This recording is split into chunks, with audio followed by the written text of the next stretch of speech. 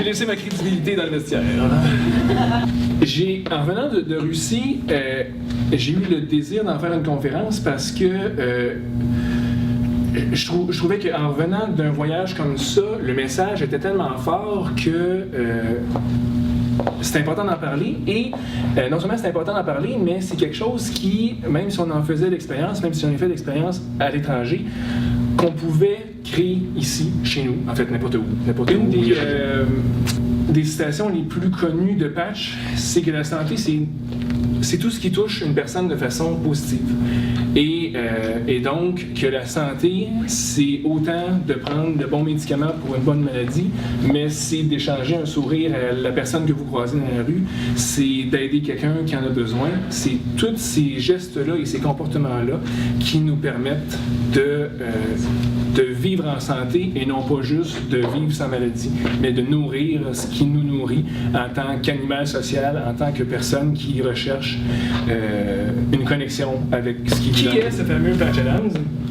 C'est le monsieur à la vraie moustache, ici.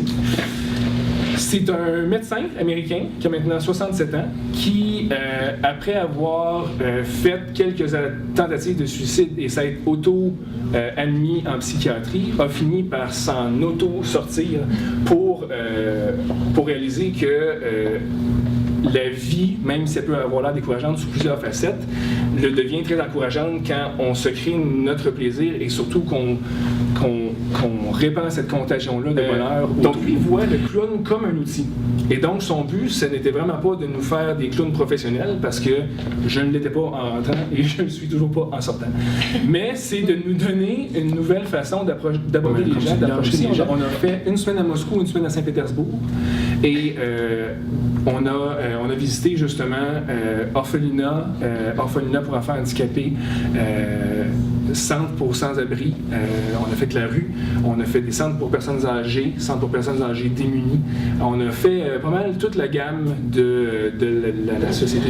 Mais le moment était tellement beau que c'est comme si, pour une fois depuis longtemps, il sentait qu'il pouvait laisser aller puis s'exprimer dans ce qu'il pouvait exprimer, même si c'était d'ouvrir les boyaux.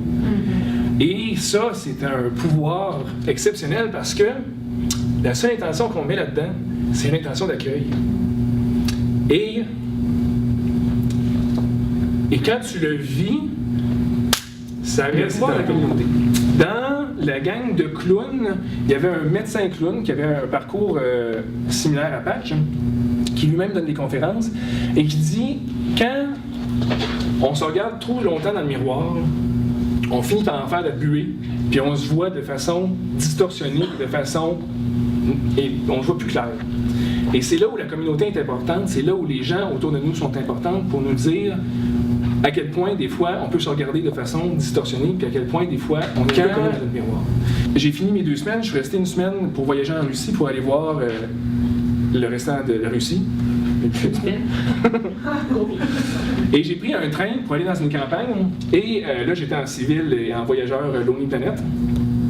Et il y avait un enfant dans le train en avant, le siège en avant, qui était franchement turbulent. Puis après 10-15 minutes, sa mère était un petit peu tannée. Puis je me suis dit, ça fait 2 semaines que je me pratique, ça serait le temps de l'appliquer. J'ai juste gonflé un ballon de fête, hein, et je l'ai pris puis je l'ai juste lancé. Et là, il me l'a relancé. Puis là, j'y ai relancé. Puis là, il me l'a relancé. Puis là, j'y ai relancé. Puis après ça, sa mère me l'a relancé. Fait qu'on est passé de 2 à 3, à 4, à 5, à 6, à 7. On a roulé à 7 pendant 1h15.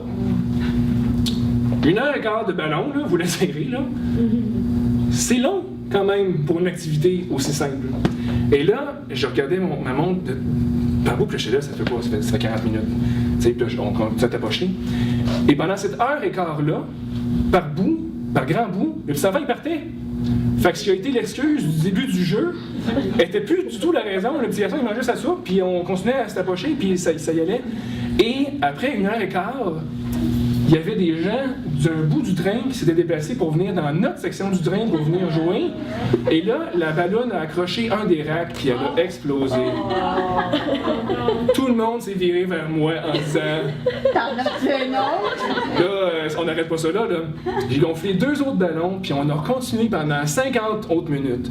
Et là, on est passé d'un train semi-détaché à un train compacté où tout le monde joue au ballon, où l'enfant avait vraiment plus rapport, où ça riait aux éclats, où le gros gars tatoué, tu sais, il allait pis ha ha ha.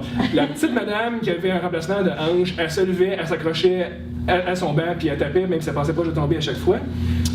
Et donc, par 3 ballons, on est passé de l'ambiance d'un autobus de STO à un party de famille qui se sont pas vus pendant 20 ans. Et moi, je parlais pas la langue, puis tout ce que j'ai fait, c'est j'ai gonflé un ballon.